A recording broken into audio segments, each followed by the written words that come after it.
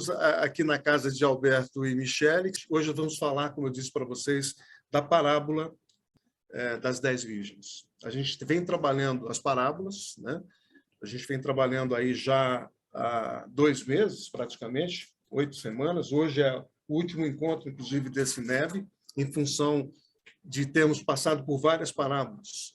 E eu queria, então, nesse momento, orar, agradecer a Deus por esse momento que temos para a gente poder iniciar com o nosso grupo.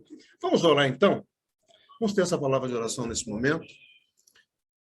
Senhor, nós queremos te agradecer, queremos te dar graças, Senhor, neste momento, quando estamos iniciando esse último momento do NEB, dando graças a Deus porque estamos nessa condição presencial, com as pessoas que estão aqui na casa de Alberto e Michele, os nossos amigos, a Deus, que estão aqui, nossos irmãos que nos acompanharam durante 2 anos, muitos deles estão nos acompanhando, que estão aqui no Zoom, que estão no YouTube, que estão também presencialmente. Damos louvor por esse grupo, que nós podemos dizer que é a Igreja do Senhor Jesus. Te damos louvor por isso, Senhor, por essas pessoas.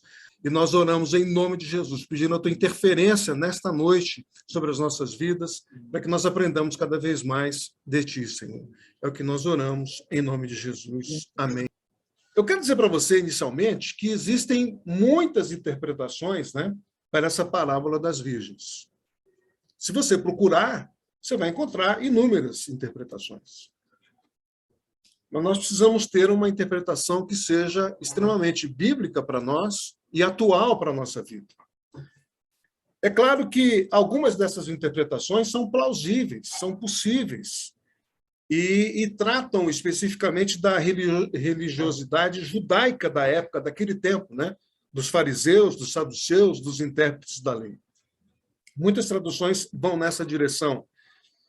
E nós entendemos também que Jesus está trabalhando com essa parábola, não somente visando a nação de Israel, mas principalmente falando para nós. Então, há interpretações, por exemplo, que vão dizer que essa parábola é sobre o fim dos tempos, é sobre a recuperação dos judeus, né? Outras parábolas explicam também, no caso, outras vão explicar essa parábola como sendo do ponto de vista somente do povo de Israel, né? Mas nós não vamos nos prender, nós não vamos focar em nenhuma dessas, digamos, possíveis interpretações. Nós começaremos primeiramente com os ouvintes de Jesus. A nossa ideia é que a gente possa trabalhar primeiramente pensando naqueles ouvintes do Senhor Jesus que ouviram essa parábola, né? E entenderam a parábola porque eles foram os primeiros ouvintes do Senhor e conheciam o contexto dessa parábola necessariamente. Então, a partir daí, eu quero, inclusive, fazer um compartilhamento com vocês de uns slides que eu trouxe para nós aqui e que você vai poder, então, ver esse compartilhamento. O pessoal daqui também está vendo. Ou seja, antes de nós fazermos analisar a cerimônia de casamento, nós precisamos entender como é que funcionava o casamento. Nós vamos ler o texto da parábola, mas eu quero explicar para você como é que funcionava essa cerimônia de casamento em Israel. Por que Jesus levanta essa questão? Quer dizer, o casamento, a cerimônia consistia num cortejo. Um cortejo em trazer a noiva para a casa do noivo, num cortejo, né? Então, as lâmpadas eram acesas, os músicos iam à frente no final da tarde e da noite, por isso lâmpadas. Ninguém entrava no cortejo dos noivos sem uma lâmpada nas mãos, tendo uma lâmpada em uma mão e um vaso de azeite na outra mão. Então, ninguém participava do cortejo sem uma lâmpada, digamos assim. Isso, eu quero que você pense não no casamento, mas na igreja com o noivo, digamos assim. Essa é a ideia, ok? Então, havia uma grande alegria, havia celebração nas ruas, quando o cortejo chegava na casa do noivo. Então, a pergunta que eu faço aqui, né? Aqui, ó. Como era a cerimônia de casamento em Israel? A cerimônia tinha essas características, né? Então, uma vez que eles entravam na casa do noivo pelas portas, as portas eram fechadas e a cerimônia começava. Então, diante dessa ideia, eu quero que nós leiamos agora Mateus, capítulo 25. Você abre sua Bíblia. Aí você que está me acompanhando no Zoom, no YouTube, por favor, abra sua Bíblia, pega aí o seu, como eu costumo dizer, pega o seu tablet, o seu iPhone, pega a sua caneta Bic, o seu papel, né? E abra sua Bíblia aí para a gente poder ler esse texto. E nós vamos, então, ler a partir desse capítulo de Mateus 25. Eu vou começar lendo aqui, tá? Então, o reino dos céus será semelhante a 10 virgens que, tomando as suas lâmpadas, saíram ao encontro do noivo. Eu queria que alguém daqui lesse bem alto, ok? Versículo 2. E 5 delas eram prudentes, e 5 loucas. 3. As insensatas, ao tomarem as suas lâmpadas, não levaram azeite consigo. Versículo 4. Alguém lê aqui. As prudentes, porém, levaram óleo em vasilhas, junto com suas candeias. Demorando o noivo, todas elas acabaram cochilando e dormindo. 6. Mas à meia-noite ouviu-se um clamor. Aí vem o esposo, sair-lhe ao encontro. 7. Então todas aquelas virgens se levantaram e prepararam as suas lâmpadas. 8. E as insensatas lhe disseram aos prudentes: dai-nos do vosso azeite, porque as nossas lâmpadas estão se apagando. 9. As prudentes responderam: não seja o caso que nos falte a nós e a vós. E diante aos que o vendem e comprai-o. 10. E tendo elas ido comprá-lo, chegou o esposo. E as que estavam preparadas entraram com ele para as bodas. E fechou-se a porta. 11. Mais tarde chegaram também as outras virgens, dizendo: Senhor, Senhor, abre-nos a porta. 12.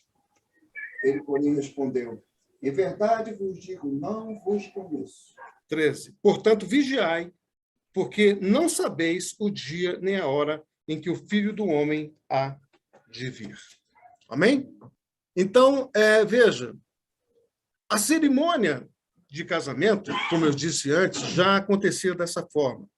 E os ouvintes de Jesus estavam familiarizados com essa conduta, digamos assim, né? Com a tradição das lâmpadas, com as candeias, com as tochas, de modo que eles puderam, então, compreender perfeitamente o significado da palavra, do que Jesus estava querendo dizer. Então, nós devemos conhecer um pouco do que ocorria naquele mundo oriental em relação ao noivado e ao casamento. Então, no antigo Israel, por exemplo, e eu quero que você pense, você que está comigo aqui na sala, mas que também está lá fora no Zoom, eu quero que você pense na igreja exatamente desta forma, na igreja de Jesus Cristo, do ponto de vista tanto individual, você como parte dessa igreja, individualmente, você sendo igreja do ponto de vista individual, mas também do ponto de vista corporativo, como igreja de Jesus Cristo. Pense a igreja como uma noiva. Então, o que acontece? O antigo Israel, na aliança de casamento, fazia parte do direito civil. Não havia documentação legal. Assim como não existe documentação legal para quem é a igreja de Jesus Cristo. Carteirinha de membro da igreja, você não vai chegar no céu ou no paraíso e dizer: Senhor, eu pertenço à Assembleia do Pastor Roberto. Não, eu pertenço ao NEB. Não existe isso. Então, a ideia é exatamente essa. O casamento civil em Israel fazia parte da cultura, da instituição, mas não havia documentação legal para definir direitos de marido e de esposa. Era algo natural. E a cerimônia consistia exatamente dessa conduta de trazer a noiva para a casa do noivo, num cortejo, com lâmpadas acesas, com os músicos à frente, né? E havia uma grande celebração, então. E o que acontecia? Interessante esse ponto da cultura. O noivo, quando chegava perto da noiva, que ela vinha, ele estendia a ponta do seu manto sobre ela. Isso lá no casamento de Israel. Ele estendia a ponta do seu manto sobre ela. E, em seguida, então, com ela sob o manto do noivo, isso, debaixo do manto do noivo, eles entravam para a cerimônia de casamento. Isso tem um significado para nós. Isso tem um significado muito grande. Por isso que eu falei, comecem a pensar na igreja, por que Jesus contou essa parábola? Por que ele fez isso? É como dizia minha mãe, Jesus não dava ponto sem nó. Não falava duas coisas ou três coisas assim, vamos lá, tudo bem. Não, não era assim.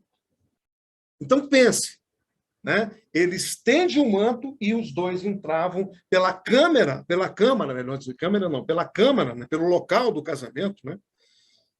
E então acontecia a festa, que era chamado de bodas. E eu quero que você se lembre de uma coisa, que lá no Apocalipse, capítulo 19, tem uma descrição de quê? Das bodas do Cordeiro. No capítulo 22 de Mateus, há uma referência também sobre uma festa de casamento, em que o camarada chega, assim, né, de chinela havaiana, todo, né, um tênisinho mequetrefe igual eu estou aqui, e quer participar da festa, e entra lá e tal, e senta e fica lá. Eu não vou falar dessa parábola, mas eu quero que você veja a correlação entre o capítulo 22 de Mateus, o capítulo 25 que nós estamos vendo, e o capítulo 19 de Apocalipse, que quem fez Apocalipse aqui sabe, quem fez inclusive no próprio Neves sabe também do que se trata. Você sabe que eu Roberto Vieira, eu trabalho lendo só um pouquinho, eu trabalho lendo a Bíblia e estudando a Bíblia, formando links entre os textos. Eu quero que você veja o link desses textos. Entre 22, entre 25 e Apocalipse 19. Muito bem. Então, veja. O noivo colocava esse manto sobre a noiva e eles entravam.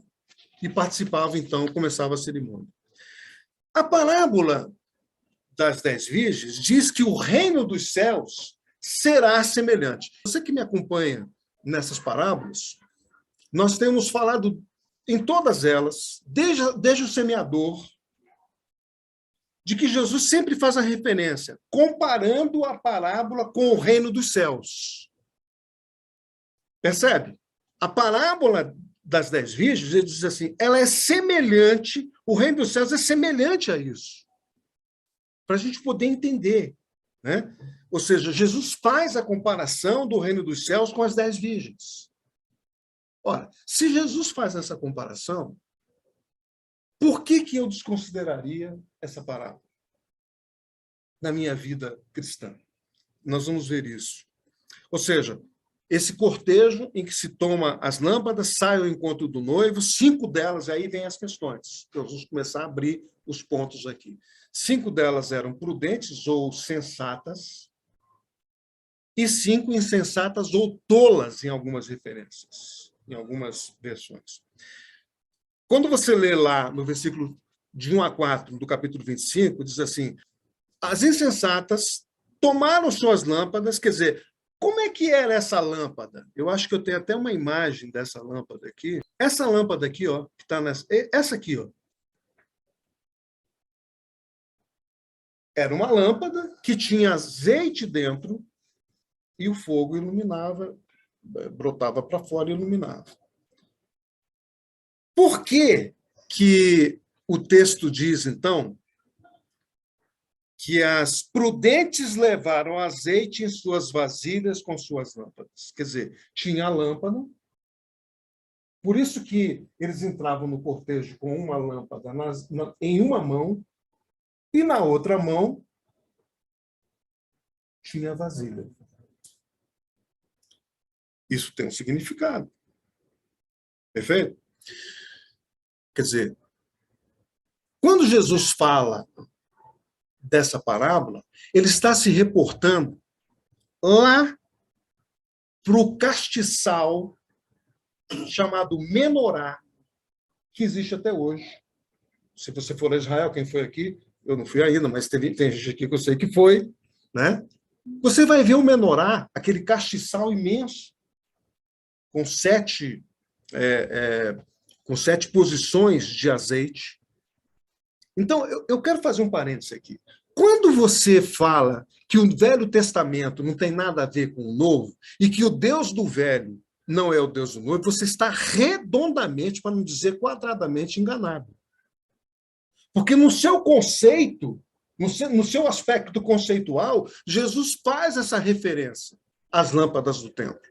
A parábola ela está apontando para o Velho Testamento, para as lâmpadas que iluminavam o tabernáculo do Antigo Testamento. O castiçal de luz era chamado menorá, como eu disse. Em hebraico local, lugar das luzes. Essa é a tradução do menorá. Então, nas extremidades que você está vendo aqui, ó, estou querendo apontar na televisão, gente. Oh, meu Jesus. É aqui, tá? Nas extremidades desse castiçal ficava lá um ponto de azeite. E eu quero que você que está anotando aí, anota aí.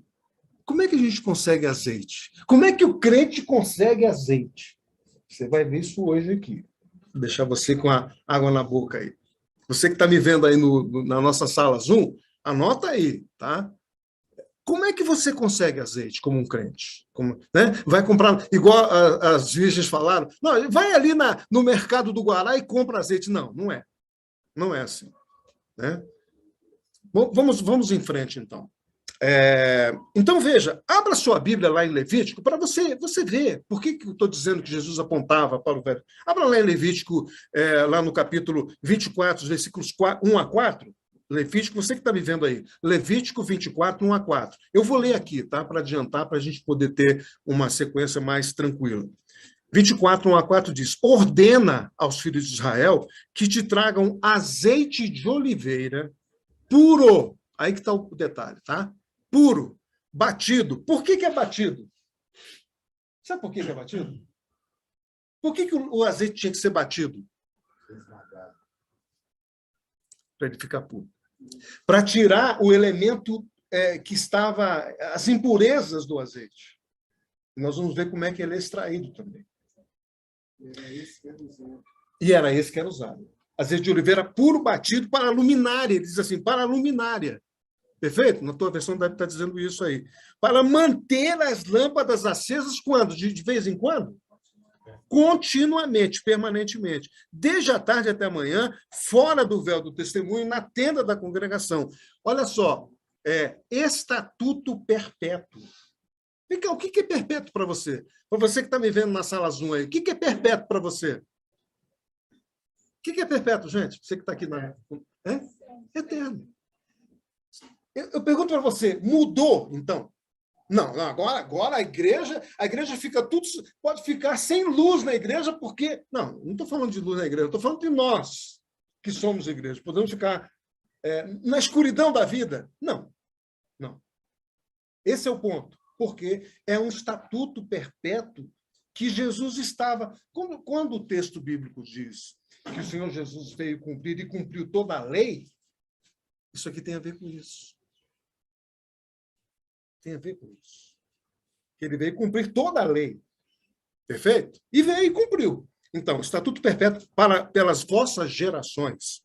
Nós estamos vendo aqui os filhos, né, de todos que estão aqui, não somente do casal aqui da casa, e é para a geração de vocês, é para minha filha. Isso também funciona para vocês, no sentido de vocês terem lâmpadas acesas e terem azeite nas mãos. É o que Deus está dizendo para você, o que a palavra do Senhor está dizendo para nós. Né? Então, o texto diz assim, sobre o candelabro de ouro puro, porá em ordem as lâmpadas perante o Senhor continuamente. Outro ponto interessante do candelabro é que ele era colocado em ordem e acendido em ordem. Não era assim, vamos acender, joga fogo aqui. Não era assim, não. Era em ordem. Porque Deus é um Deus de... Deus é um Deus bagunçado? Não. Bagunçados somos nós, né? Bagunçados somos nós. Deus é um Deus de ordem. Um Deus de decência e ordem. Né? Muito bem. Então, nas extremidades desse candelabro estavam ali o azeite puro de oliva, a luz. O azeite era especialmente consagrado para aquele propósito. E os castiçais, então, recebiam o óleo, eles eram esculpidos em ouro. Isso aqui é ouro. É uma réplica, mas é ouro.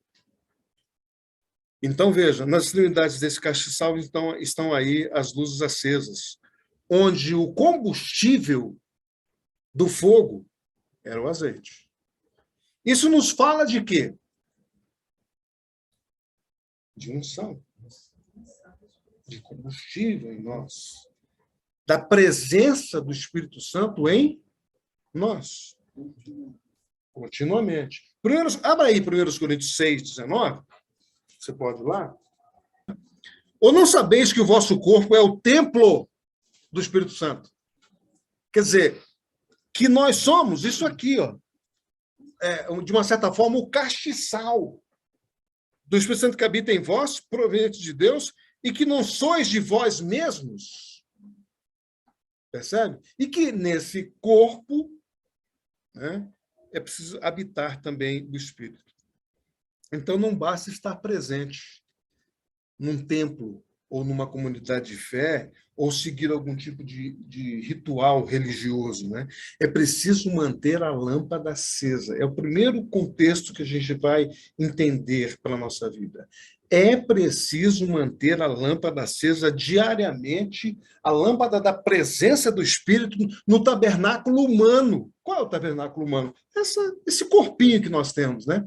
Esse corpinho de vários anos com carinha de 40. Não é verdade? Então, faz parte essa presença no tabernáculo humano desse nosso corpo, que é o nosso ser que o Senhor tem nos dado. Agora vamos ver o significado dessas lâmpadas. Qual é o significado da lâmpada? Porque a parábola ela está apontando para lá, para trás. Mas qual é o significado da lâmpada? A ordem do Senhor Deus sobre o azeite e o fogo da lâmpada, né, eram ordens claras. Não devia se apagar em nenhum momento de dia e da noite. Deixa eu te fazer uma pergunta. Como é que anda a sua lâmpada? Como é que anda a sua lâmpada? Como é que está aí? Está só o castiçal lá, sem fogo, queimando? Como é que está isso aí? Queima no domingo. Oh, glória a Deus, aleluia, lá no culto online ou no culto presencial. Chega na segunda-feira, pronto, apagou o fogo, agora vamos viver a semana. É assim? A ordem do Senhor Deus não é minha, não, tá? A ordem do Senhor é fogo queimando. E para queimar tem que ter azeite.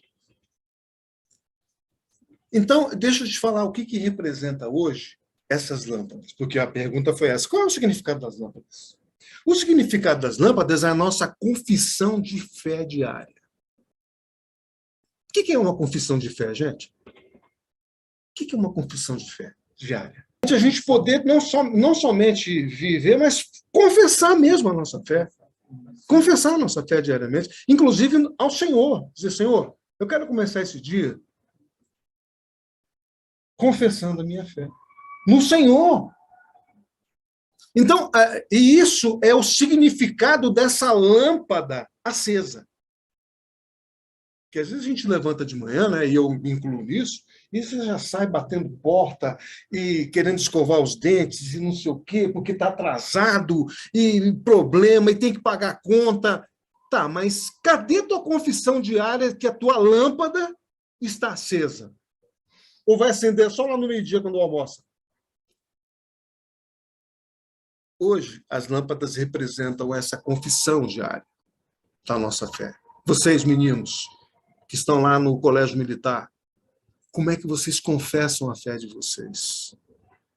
Eu acho que essa é uma boa pergunta para vocês. Lá na sua sala, quando o professor entra e fala aquele monte de, talvez aquelas bobagens a respeito de não existir Deus, ou isso e aquilo outro, né? Como é que é a sua confissão diária? Lembra disso. Queria que na segunda-feira você se lembrasse dessa palavra de hoje. Quando você for trabalhar, quando você for lá para o colégio militar, quando você for lá para o quartel, quando de onde for lá para o órgão público, quando a Monique for lá para o órgão que ela trabalha, nosso querido também, quer dizer, se lembrar disso, né? E agora eu quero que você abra o Mateus 5,15, porque ele vai complementar essa ideia. Mateus 5,15. Você também está aí na sala Zoom? Você que está no YouTube também.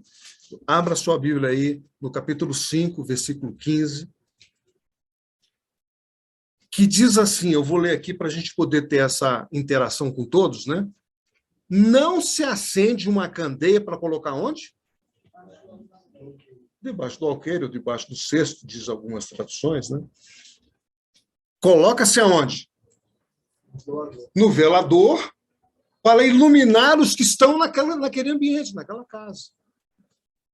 Que é o que está acontecendo aqui agora. Imagina essas lâmpadas do apartamento da Michele e do Alberto colocadas aqui por trás dessa... Né? E fica aquela coisa soturna, que eu não ia aparecer assim, com tanta claridade aqui na sala azul e no YouTube, né? Mostrando todos os defeitos do meu rosto, porque a luz aqui é boa. Mas eu quero que você entenda, a ordem do Senhor é que essas lâmpadas, elas representam a nossa confissão de fé diária. E elas também representam que essa luz, não, se é uma luz, ela pode estar apagada. Né? A gente pode apagar essa luz aqui. Mas ela precisa ser uma candeia e colocada num ponto alto aqui, como está muito bem iluminada essa sala. Se colocar no velador, digamos assim, no alto, né? Então, a nossa fé diária, eu quero chegar a uma conclusão com você. A nossa fé diária não pode brilhar sem óleo. Você percebe o que eu quero dizer? Ela não pode brilhar sem óleo. Porque sem óleo não tem o quê? Não tem luz, não tem lâmpada acesa. Então, a fé diária, que é o significado dessa candeia colocada no velador, não pode brilhar sem óleo. E aí vem uma complementação que eu quero que você pare para pensar. Agora eu quero que você pare para pensar. Para obter o óleo... Pensei que você ia falar do capítulo 16 com relação a essa luz. Pois é, mas por enquanto não. Para obter o óleo, algo tem que ser esmagado. E nós vamos, então, trabalhar um pouco disso. Por quê? Porque como é que se obtinha o azeite puro batido para o candelabro? Prensa das azeitonas. Como é até hoje. É um rolo, uma pedra, uma mó, que vai prensando, esmagando as boas azeitonas. Em Portugal acontece isso, inclusive, até hoje. E o azeite, então, vai sendo retirado por esmagamento. Jesus não era brincadeira, não. Tudo isso está dentro do contexto da parábola. E você fica, não, a parábola dos 10 dias, pois é, já vi tanto isso. Tá, então deixa eu te perguntar, você que já ouviu tanto, o que você está esmagando na vida para conseguir azeite? Pronto, essa é a pergunta. O que foi que você esmagou hoje na sua vida, e é individual? Não é no casal, não. Né? Assim, eu e a Vilma não podemos um esmagar para o outro. Não. A gente tem que esmagar individual para poder produzir azeite, para a nossa luz brilhar. Então, vamos em frente. Né? Como eu disse, a nossa fé diária não pode brilhar sem óleo, sem azeite. Então, se a minha confissão de fé é que eu devo andar nos passos de Jesus, aquele Jesus que, quando era injuriado, não injuriava em troca, né? E qual será, então, a minha atitude diante disso? Para que a minha luz brilhe. Percebe onde eu quero chegar? Então, para que eu não cometa nenhuma injúria, algo dentro de mim precisa ser esmagado. A minha vontade própria, meu ego, que a gente viu lá em Egos Transformados, a minha honra. Não, vou defender minha honra aqui, que negócio é esse? A minha honra está em jogo nessa história aqui. Talvez tenha que esmagar a honra, para buscar o azeite para a lâmpada brilhar. A minha natureza caída precisa ser moída, a carne, a sarx, né? A bandida da carne. Então, se eu for esmagado como a azeitona, E não é o dedo do pé ou a unha, não, não é isso, não. Não é furar o olho, igual o texto diz. Não. Literalmente, não. Mas, se eu for esmagado com uma azeitona, a minha lâmpada com combustível vai brilhar. Eu me lembro do meu pai, o velho Lira, que já se foi há alguns anos. E uma vez, eu vou contar essa história aqui. Uma vez, dois pastores. Meu pai era zelador de igreja. Deixa eu deixar claro aqui. Meu pai era zelador de igreja. De igreja, sim, de templo, né? Não da igreja, mas do templo. E um belo dia, dois pastores chegaram nele, da igreja, e quase botaram o dedo no nariz dele para dizer que não estava muito bem feito determinado serviço. Né? E meu pai tinha uma natureza. Se você me conhece, você que está aí na sala azul, e quem está aqui, se você sabe que eu tenho uma natureza forte. Minha mulher sabe disso, meus filhos sabem disso. O meu pai era um pouquinho a mais do que eu. E eu sei que Deus precisou esmagá-lo. Literalmente, o Espírito Santo precisou esmagá-lo. E nessa oportunidade, eu constatei esse fato com meu pai, e eu vi o meu pai engolindo em seco. A palavra é essa. Engolindo em seco. Literalmente engolindo em seco. Para não dizer algumas verdades, talvez, que também eram verdades para ele, no caso. Isso é o quê? E, detalhe, não era no mundão aí fora, não. Era onde? Dentro da casa de Deus. Dentro dos irmãos. Dentro dos irmãos, líderes. Líderes, não era... Né? Gente, não era ovelhinha rastejante, não. Não era, não. Então, só para você entender como é que funciona, você que está me vendo aí no YouTube, você que está me vendo na nossa sala, como é que funciona esse esmagamento, né? Ou seja, é preciso que a gente pense com isso e sobre esse significado da nossa fé. Então, vamos ver aí, então, algumas virtudes de ter a lâmpada acesa. Qual é a virtude de ter a lâmpada acesa? Lá no versículo 7 de Mateus 25, que nós acabamos de ler, e aí está exatamente o tipo de lâmpada que era utilizada, exatamente esse modelo aqui, que tem o azeite dentro, né? Diz assim, então todas aquelas virgens se levantaram e prepararam suas lâmpadas. As virgens insensatas, aliás, as sábias, não pensaram em deixar suas lâmpadas brilharem apenas naquele momento presente. Elas pensaram na reserva do azeite. Então, uma lâmpada e a reserva do azeite. Isso tem um significado para nós, porque o nosso recipiente também é pequeno. Em relação a Deus, o nosso recipiente, então, é uma coisa diária. Por isso que o candelabro, o sacerdote ia lá pela ordem e colocava diariamente, porque Deus falou, põe diariamente, porque não pode apagar. É 3 horas da manhã. Não pode apagar. Não, é 5 da manhã, também não pode apagar. Não, é hora do jogo do Flamengo, também não pode apagar. E é jogo do Flamengo, também não pode apagar. Isso tem um significado hoje.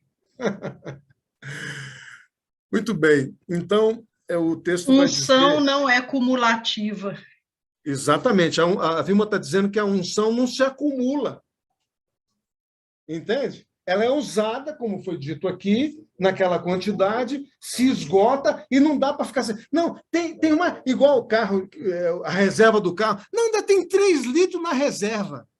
Aí faz como eu e fica na rua. Várias vezes que eu fiquei na rua, porque eu acreditava na reserva do ponteiro que não funcionava.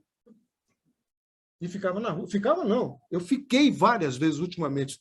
Depois que a gasolina aumenta muito, porque eu só colocava R$50, então ia diminuindo a gasolina e eu com R$50. E a gasolina diminuiu, R$50. Muito bem.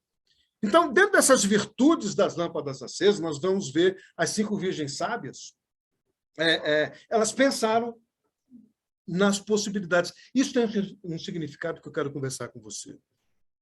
Há um momento que todas as virgens adormecem pela demora do noivo. Eu quero que você entenda uma coisa. Todas dormiram. Não é que 5 ficou acordada, o noivo vai chegar. Não, não. Todas dormitaram. Pronto. Mas tem uma diferença aí. O fato é que todas dormiram. No livro de Provérbios, é interessante nós podermos fazer essa correlação também. Lá no capítulo 31 de Provérbios, você pode abrir sua Bíblia aí, você vai ver que o rei Lemuel, ele descreve a mulher virtuosa. Né? E você descobre algo muito semelhante a essa palavra. Lá em Provérbios 31, você pode abrir aí, você que está me vendo na nossa sala Zoom, participe também. Eu quero ler aqui para a gente aproveitar a situação, tá? Então, Provérbios 31, versículo 18. Prova e vê que é boa a sua mercadoria, e a sua lâmpada não se apaga de noite. A sua lâmpada, então diz assim, administra com sabedoria, ou seja, tem mordomia, seus negócios produzem lucros, mesmo tarde da noite, tem uma versão que diz assim, mesmo tarde da noite, ou seja, de madrugada, sua lâmpada não se apaga. Ou seja, essa mulher trabalha até altas horas da noite. A lâmpada apagada, nesse sentido aqui do Antigo Testamento, era sinal de calamidade. A lâmpada numa casa, a lâmpada dentro de um ambiente do lar, apagada, era sinal de calamidade, sinal de trevas. E essa mulher aqui é outra, essa mulher de Provérbios 31, é outra referência a essa questão da lâmpada. Eu quero que você entenda que Deus é o Pai das luzes. O Senhor vive na luz inacessível. Quando Jesus fala da parábola, ele está se reportando a isso. Ontem nós estávamos aqui e alguém falou sobre isso. Estávamos aqui num pequeno grupo da casa da Michelle e do Alberto, e eu falei um pouquinho sobre isso. Perguntando, quem é Deus para você? Porque o mundão aí fora acha que Deus, para começo de conversa, é com D minúsculo. Né? E nós sabemos que não é assim. As virgens insensatas, elas eram desprovidas dessa virtude de Provérbios 31, 18. Elas não tinham essa provisão. Elas viveram um sono espiritual com lâmpadas perto de se apagar. Elas dormiram com a lâmpada, talvez na mão ou do lado, com a lâmpada perto de se apagar e não tinha como repor. As prudentes, ao contrário, como essa mulher virtuosa de Provérbios 31, que põe a sua confiança no Senhor, mesmo dormindo, porque elas dormiram todas, as lâmpadas estavam acesas e poderiam continuar acesas. Eu quero aplicar esse ponto aqui conosco. Eu quero levantar esse questionamento conosco aqui. Mulheres e homens podem ser sábios e insensatos. Perfeito? Com qual destas características nós nos assemelhamos? Né? Com qual delas? Com quais características a gente vai se...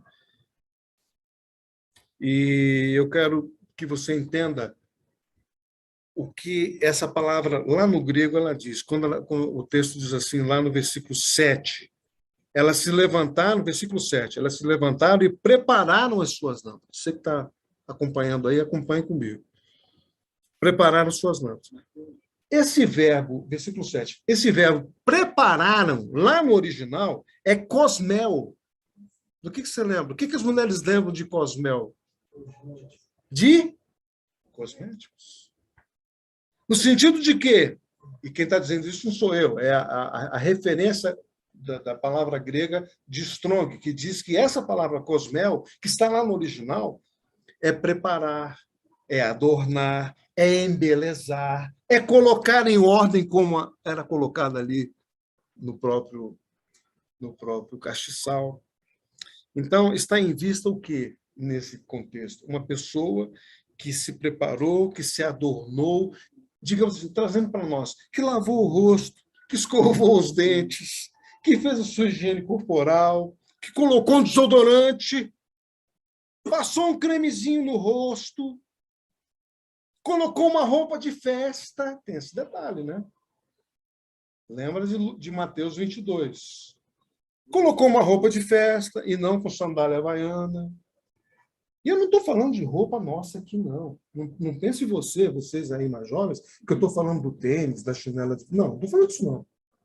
A Bíblia não está falando disso. A palavra não está falando disso. Está falando da nossa vida com Deus, do ser essencial que serve ao Senhor, que serve a vida ao Rei do Universo. Escova os dentes, faz higiene, coloca desodorante, passa um creme no rosto, coloca uma roupa de festa e agora, então, irá se apresentar e adentrar na casa do noivo. É esse o contexto, é cosmel. Se preparou como? Fazendo isso. O que você faz quando você acorda? No mínimo, esfrega os olhos, né, para tirar as remelas, como minha mãe dizia. Então, o que está em vista aqui, gente? Está em vista aqui uma igreja adornada. E aí eu quero dividir com você 2 pontos que a igreja é. Porque a igreja é igreja no sentido, digamos, corporativo, maior, mas igreja do ponto de vista individual. Então, essa é a ideia. Uma igreja adornada, uma pessoa, um crente adornado, um crente em ordem, um crente regenerado, renascido, eu diria, acrescenta mais uma palavrinha que isso vai vir lá no final. Uma igreja vencedora. Isso tem a ver conosco. Essa lâmpada acesa e a reserva tem a ver com gente que é vencedora, com gente que vence. Muito bem. Fica com isso aí na sua cabecinha. Deixa eu só falar uma coisa sobre esse cosmel aqui. Esse cosmel não significa de um crente mascarado. Porque tem máscaras de cosméticos que são máscaras, né? Você mete uma máscara, eu sei disso porque minha mulher às vezes mete uma máscara, depois tira, fica tudo bonitinho. Não é um crente mascarado. Não é um crente mascarado. Não é uma igreja mascarada. Uma igreja que se prepara. Diferente. Muito bem. Vamos em frente. A luz do crente, a lua e o reflexo. Quero falar com vocês sobre isso. Por quê? Se, por um lado, é difícil perceber quem são os crentes prudentes e quem são os insensatos, há um momento na caminhada que essa diferença fica visível. Sabe quando é? Quando a lâmpada começa a apagar. É o que a parábola diz. Então, vou repetir. É difícil você, às vezes, perceber entre o crente prudente e o insensato. Vamos colocar agora para a nossa vida. Mas a diferença ela vai ficar visível, segundo a parábola, quando começar a apagar. O centro da parábola, e eu quero agora que você entenda isso de forma definitiva, o centro da parábola, o centro que Jesus está dizendo é que é um alerta ao cristão nominal. O que está em jogo aqui é o cristão nominal. É o cristão de nome. Né? Que não vai conseguir manter a lâmpada acesa até o momento que o noivo chega. É nominal, mas ele não sabe. Então, é a sua hipocrisia, é a religiosidade dessa pessoa, a sua crença apenas nas instituições. Eu tenho visto muita gente assim. Não, eu sou de igreja tal. O cargo. Eu tenho visto gente assim, que se agarra com a instituição. Não é isso. Não é esse tipo de religiosidade. Não é essa crença na instituição, nem na aparência, que vão fazer com que se possa iluminar o caminho da vida com essas coisas. E pode até conseguir até alguns seguidores, alguns adeptos também, né? Tem isso também, né? Então, eu quero te mostrar o crente lua. Quem que é o crente lua? Tem algum crente lua aí no Zoom, gente? Aí no YouTube tem algum crente lua? Você não sabe o que é isso, não? Vamos ver o que é o crente lua. A lua durante a noite, que não dá para ver aqui, né? A lua durante a noite, ela é admirada por sua luz, aquela luona grande, cheia, acho que é cheia, né? Crescente. Mas logo de manhã, ela desaparece. Deixa eu falar uma coisa para você. A verdade é que a lua não possui luz. Sim ou não? Os estudiosos aí de geografia lá do Colégio Militar. A lua não possui luz. Ela reflete uma luz que não é dela. Aí eu quero voltar naquela fé que eu falei. Lembra que eu falei da fé? Da confissão diária de fé? Lembra que eu falei disso? Pois é. A fé de alguns crentes, ela é assim. Ela brilha por um tempo, mas nunca terá aquele brilho efetivo, definitivo, da verdadeira fé confessional e salvadora, que confessa e que salva. É um crente lua. É a fé de alguém que não foi, assim, que foi regenerado. Essa pessoa, né? Que não foi necessariamente, que às vezes não é nem batizado, nascido do corpo, nascido da água do Espírito, inclusive. Salvo verdadeiramente. Um crente lua. A parábola aponta para isso, para o crente nominal, que eu disse que é crente lua. Porque tem uma luz assim, né? Quando está cantando lá em cima do palco, mas quando acaba de sair do palco, vai lá para fora e começa a falar um monte de bobagens. Ou não é? Bom, nós temos um músico aqui. Ele sabe que eu fui músico durante muito, mas esse aqui é músico até hoje. O casal é que é um casal de músicos profissionais. Sabe do que eu estou falando? É verdade isso ou não é? O camarada toca.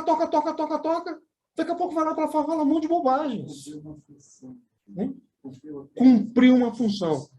O que a parábola... Não é adoração. O que a parábola está dizendo, Jesus está apontando para essa condição. Dos chamados... onde está a sua luz? Onde está a tua lâmpada? Ou você é um crente lua, que tem apenas o reflexo de alguma coisa que acontece. E, de repente... Muito bem.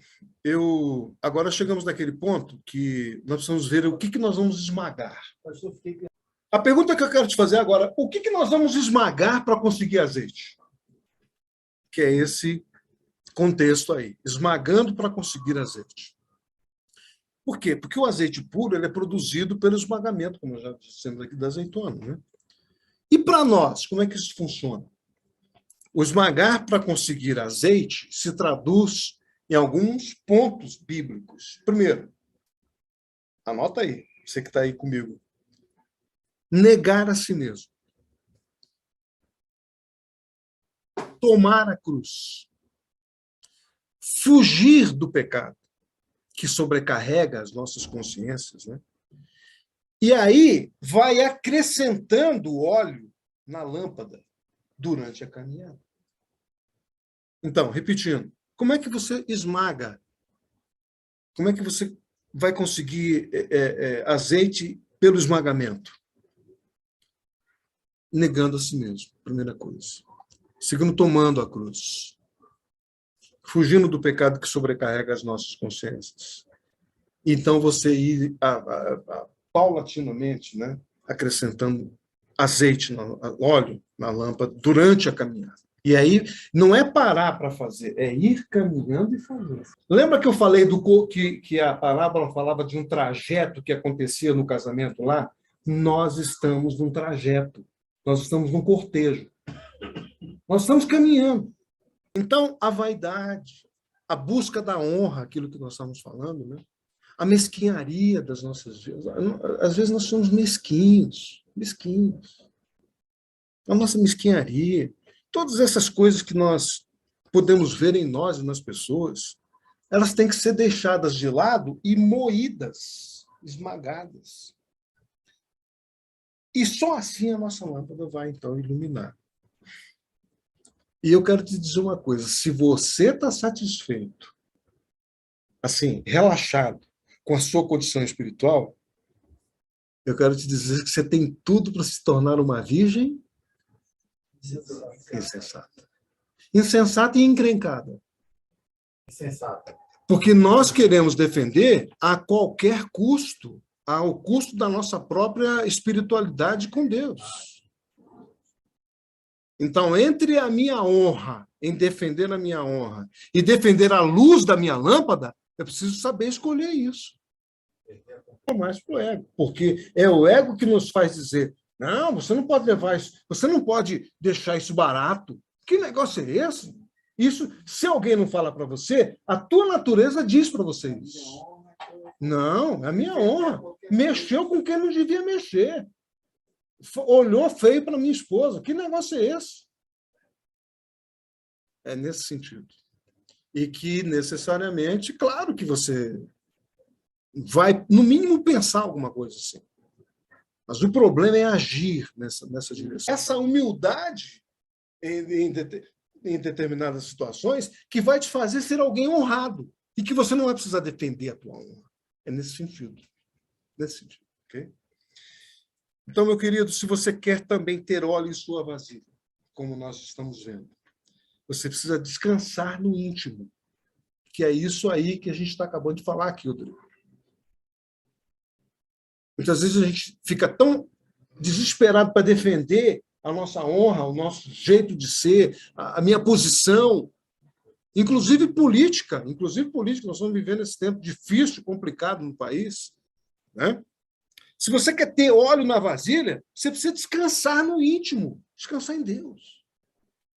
Para poder ouvir o quê? Você tem que descansar, você tem que acalmar o seu coração para ouvir o quê? A voz do Espírito Santo dentro de você. Que é exatamente esse ponto da unção que faz brilhar e você tomar decisões ajustadas, acertadas. Então, é vital para nós o que está lá em Gálatas 5:25, é vital andar no Espírito, andar na direção do Espírito. Né? Reconhecer que o Espírito Santo ele vai nos mostrar como é que a gente vai esmagar. Deixa eu falar uma coisa para você. O esmagar para conseguir azeite é individual para cada um aqui. Eu vou esmagar de um jeito, porque eu sei como é que a minha natureza é. Você talvez tenha que esmagar de um outro completamente diferente, mas é esmagar para você. Eu posso até olhar e falar, mas a minha irmã não está fazendo nada. Ela está fazendo, ela está esmagando a natureza dela, porque isso é importante para a vida dela. Então, ninguém pode apontar o dedo e dizer, você não está esmagando, você está... Não, não pode. Não pode fazer isso. E o estágio de cada um. Porque cada um tem, digamos, um patamar de condição, de degrau, de aproximação com aquilo que Deus vai transformando, com o Espírito Santo vai transformando a nossa vida a cada ponto, a cada situação, numa escada, para nos transformar segundo a imagem, aquilo que nós falamos antes, segundo a imagem do Senhor, a imagem de Jesus Cristo. Então, quem é prudente, quem é virgem prudente, enxerga o valor de ser lâmpada de Deus. A essência maior é essa, é que você é lâmpada de Deus. Você é lâmpada de Deus, né? Muito bem, andando para frente, eu quero te dizer uma coisa. O azeite, ele é pessoal. Você não pode pegar o azeite, inclusive o casal, né? Não pode pegar, eu não posso pegar o azeite da Vilma. Apesar de a gente ter um azeite muito bom lá na cozinha, que a gente ganhou lá da Espanha, de um pastor missionário que nos deu, mas eu não posso pegar o azeite da Vilma. A unção é dela, é dela. Assim como ela não pode pegar o meu.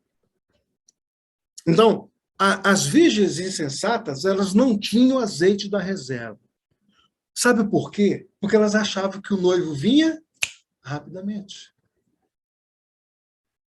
Não, dá tempo, não, gente. Isso aqui é suficiente. Isso aqui, ele volta logo. A porta abre e eu entro.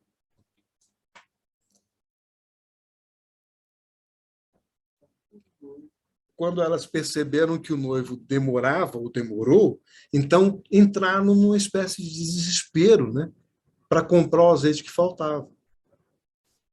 Então, esse ponto aí é interessante, porque os estudiosos vão entender de forma diferente esse azeite. Uns vão dizer, se você ler sobre isso, uns vão dizer que é a graça de Deus, outro vai dizer que é a presença do Espírito Santo. E eu quero dizer para você que ambos os significados são insubstituíveis. Você precisa da graça, mas você precisa da unção do Espírito Santo. Então, você que está aí nos assistindo e nos vendo também na sala, pense nisso, né? Que a proposta é não somente ter, que o Jesus está dizendo é isso, que quem é prudente não somente coloca, tem a lâmpada acesa, mas também tem a reserva, né? Então, como eu falei, dessa questão de, se você for estudar esse aspecto, você vai encontrar gente dizendo que é a graça de Deus, que é a presença do Espírito, mas as coisas são insubstituíveis. Esses dois entes são insubstituíveis para nós. E ambos têm significado na nossa vida. Um significado fundamental, né? Então, vamos ver essa questão do azeite que é pessoal, então, né? Quer dizer, talvez as virgens insensatas não tinham azeite de reserva, porque, como eu disse, acharam que o noivo vinha rapidamente. E, nesse sentido, aí tem uma coisa que eu quero tocar nesse ponto com vocês. Pode ser também que essas insensatas, quando elas foram bater na porta do noivo, elas queriam mostrar que se esforçaram. Porque o que aconteceu?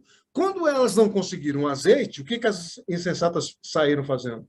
Saíram correndo, buscando um esforço para conseguir azeite. E quando voltaram, imagina-se que elas tenham conseguido esse azeite, imagina-se. E aí elas, olha, nós estamos aqui. Abre aí, porque a gente está aqui com azeite agora. Tal. Mostrando que tinham se esforçado. E aí vem um ponto importante. Queria mostrar também que correram, como diz a nossa, correram atrás de buscar azeite.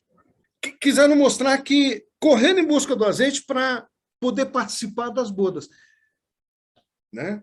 Mas aqueles esforços nada puderam fazer por elas. Então, nesse sentido, eu quero deixar uma coisa clara para você aqui. A parábola está dizendo que, neste sentido que nós estamos falando aqui, o azeite não se consegue por merecimento. Você percebe? Não, eu faço. Eu sou voluntário na minha igreja. Eu faço, eu aconteço, eu não sei o quê, bababá. Não. É mais ou menos essa ideia de sair correndo para conseguir as coisas ou de ter coisas na mão para dizer, ó, eu fiz, hein? Olha aqui, ó. Abre a porta para mim porque eu estou aqui. E o principal é que Jesus vai dizer, tanto em Mateus 25 quanto aqui, ele vai dizer, ei, não conheço vocês, não. Isso é duro de ouvir, gente. Isso é duro de ouvir. Mas, Senhor, eu fiz o NEB. Eu estava na casa, todo sábado na casa da Michele, comendo aqueles negócios lá que ela fazia e fazendo o NEB. Como é que o senhor diz que o senhor não me conhece? Então, é nesse sentido de que elas correram para mostrar serviço, em outras palavras.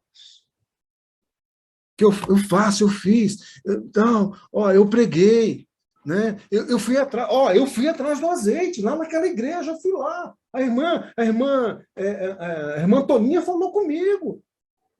Ou não é assim? A irmã Mariazinha falou comigo também. Ou seja, pastor, às vezes nós queremos trabalhar para Deus. Como se Deus precisasse do meu trabalho. Deus não precisa do meu e nem do seu trabalho. Ele vai levantar as pedras se você não fizer nada. Ele vai levantar as pedras para falar, para transformar em evangelista. Eu tive um pastor que, há muitos anos atrás, ele dizia o seguinte, você não trabalha para Deus. Não, porque eu estou trabalhando. Eu estou o sábado inteiro trabalhando para o Senhor.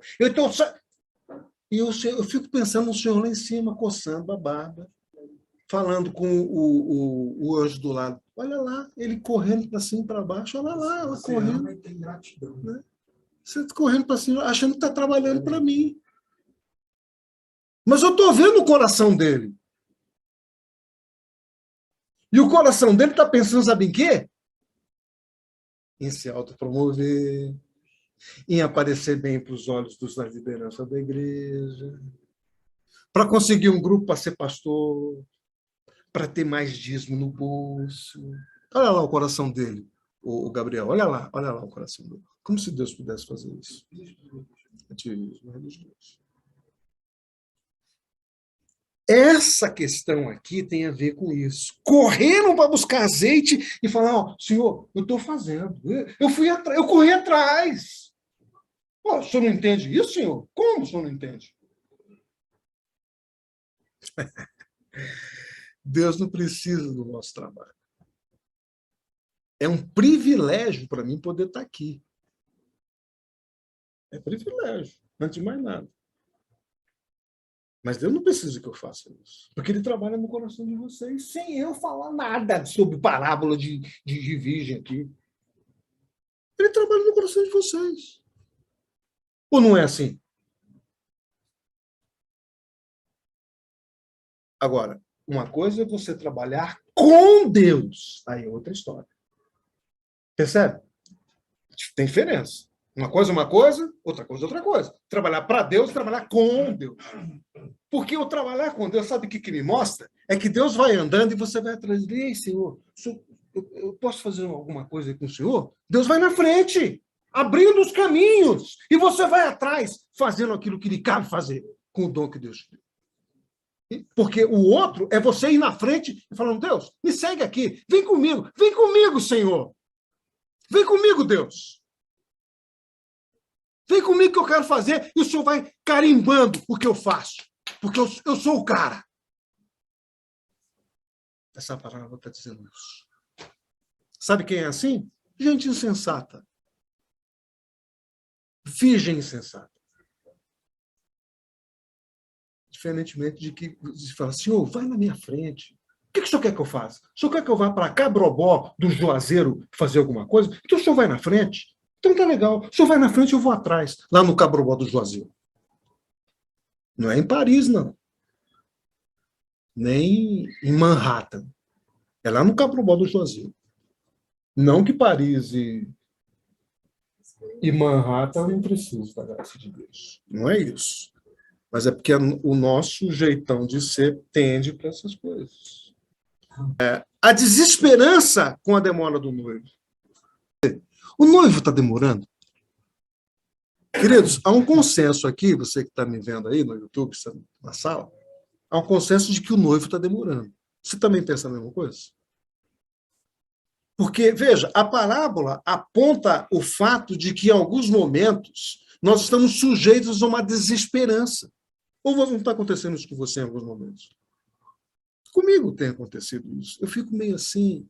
Olha, esses 2 anos e meio de pandemia, que vocês nos acompanharam nesses 2 anos e meio, gente que está aqui e gente que está principalmente fora, espalhado no Brasil, lá no Nordeste, tem gente de Roraima nos vendo aqui, tem gente do sul do país nos vendo.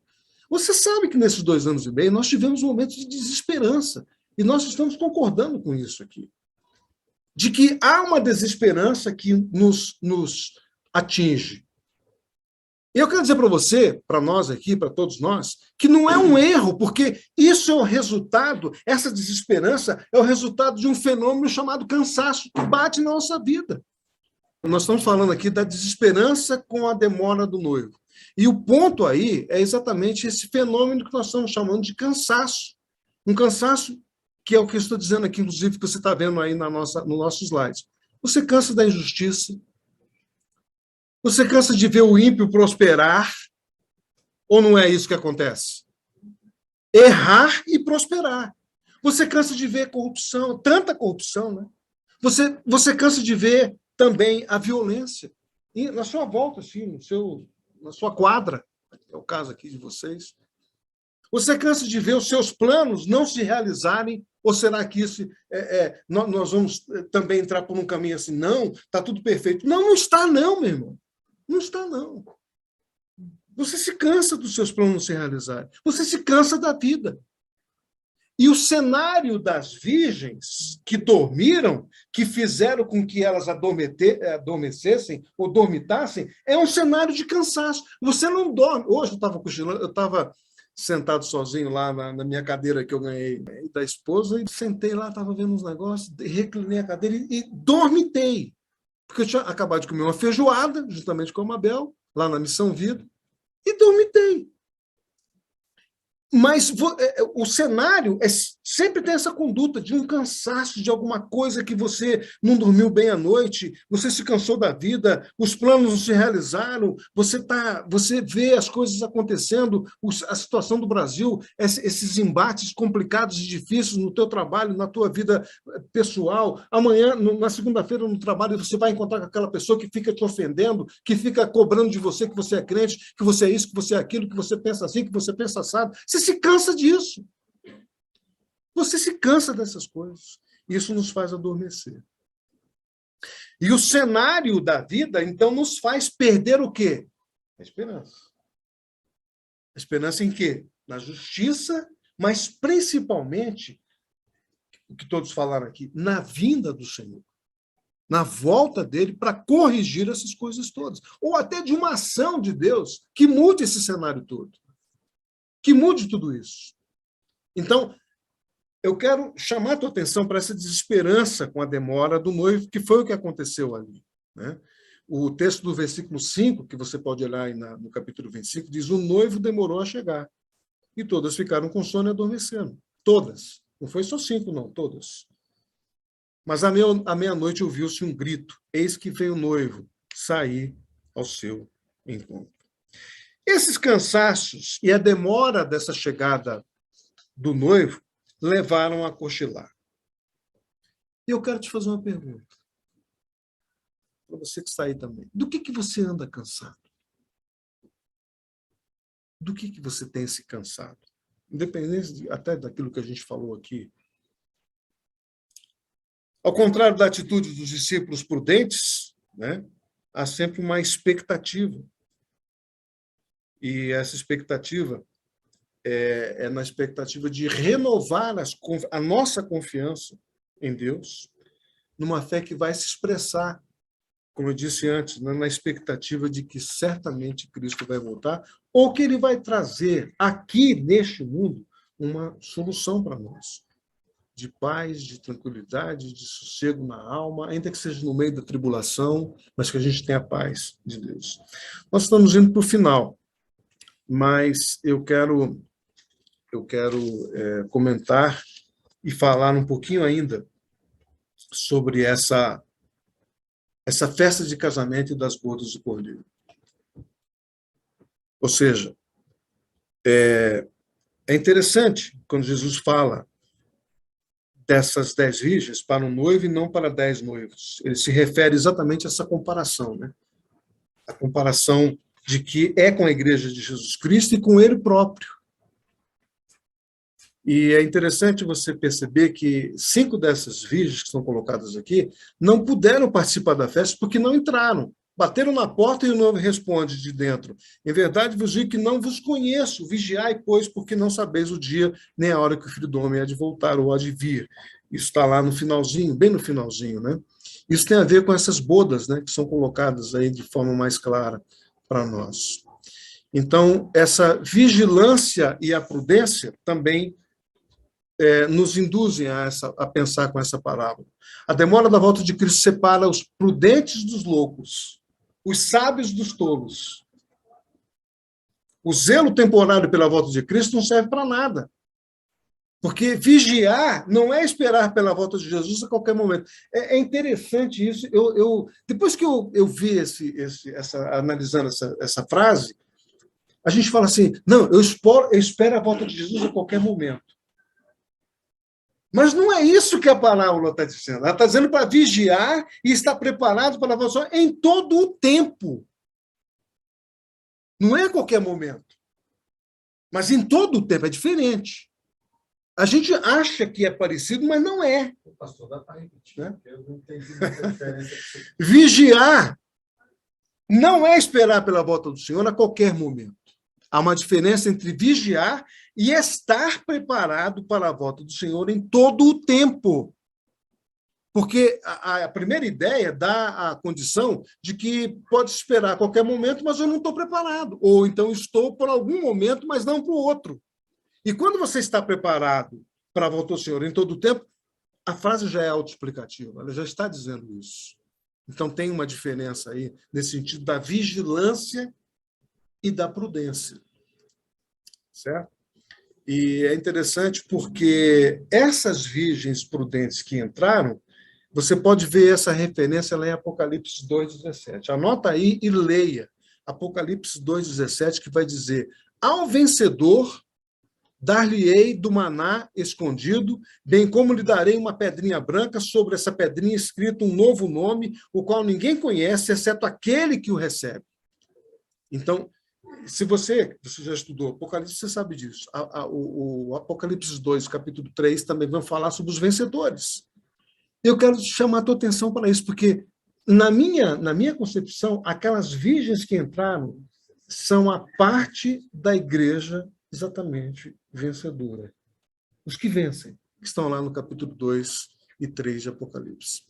Indo para o final, gente, as lições da parábola das 10 virgens. Vamos ver essas lições, então? Como é que essas lições acontecem para a gente?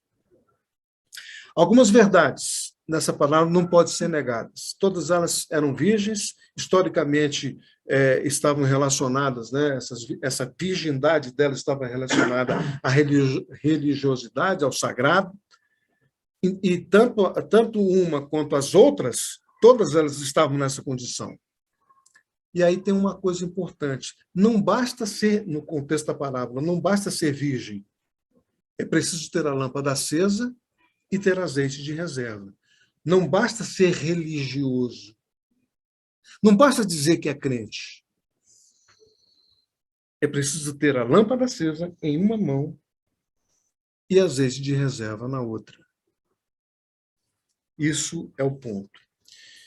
Eu diria para vocês que é praticamente impossível, como eu digo aqui, separar crentes nominais de crentes verdadeiros. Aliás, quando nós falamos da parábola do joio, a gente tocou nesse ponto. Do joio, do fermento, nós tocamos nessa questão. Não cabe a nós fazermos essa separação. A parábola da rede, que nós falamos na conversa passada, do Neb, também falamos disso. Então, é difícil separar os nominais dos verdadeiros. Sabe por quê? Frequentam as mesmas igrejas, ouvem os mesmos sermões, cantam os mesmos louvores, alguns se destacam e acabam fazendo grandes prodígios, alguns oram fervorosamente, pregam eloquentemente, curam doentes, expulsam demônios. É verdade? Isso é. Dizem levar o nome de Cristo. É um fato, isso é. Mas muitos deles estão se enganando e enganando também as pessoas, né? Mas não enganam a Deus. Não enganam a Deus. E no versículo 12, curiosamente, nessa parábola das 10 virgens, Jesus usa praticamente a mesma expressão que ele já tinha utilizado lá em Mateus 7 e em Mateus 22, que eu acabei de citar logo no início. Eu nunca vos conheci. E lá em Mateus 22, Jesus, o texto da parábola diz que quando o rei entrou na festa de casamento, ele falou assim: vem cá, por que você está com essa roupa? Como é que você entrou aqui com essa roupa? Mateus 22. Como é que você entrou aqui sem essa roupa, com a roupa de festa? Então, o centro dessa parábola é nós pensarmos nisso, nessa questão dos crentes nominais. E se você está nessa condição hoje, você que está me vendo, você que está me ouvindo, se você se sente dessa forma, eu quero orar com você. Nós vamos orar aqui nesse momento, aqui com todos. E você precisa se colocar diante do Senhor e dizer: Senhor, a minha lâmpada está apagando, porque eu estou cansado, porque eu estou agoniado, porque eu estou angustiado. Minha lâmpada está apagando e eu não consigo azeite de reserva para colocar. Fala com o Senhor isso. Queria que você fechasse seus olhos, baixasse sua cabeça aqui, e também você que está me vendo, você que está nessa sala Zoom, você que está no YouTube.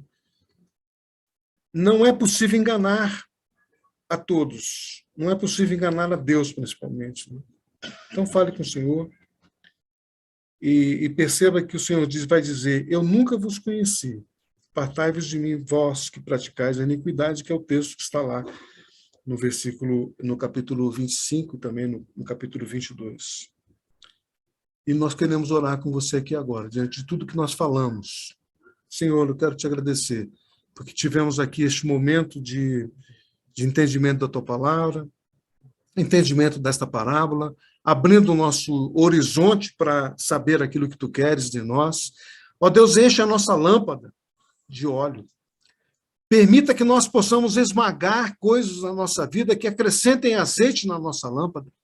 Senhor, tem misericórdia de nós. Cada um aqui, nós não podemos apontar para ninguém, porque a nossa condição nos aponta a nós mesmos, como necessitados da graça, da misericórdia, do azeite do Senhor, da unção do teu Espírito Santo na nossa vida. Então, vem trazendo a nossa consciência desse esmagamento que precisamos fazer, Senhor.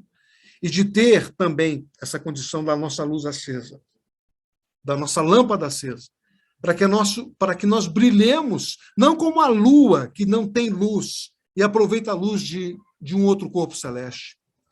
Ó Deus, mas que a gente brilhe com a luz que o Senhor tem colocado em nós, a presença do teu Espírito possa se refletir quem é o Senhor.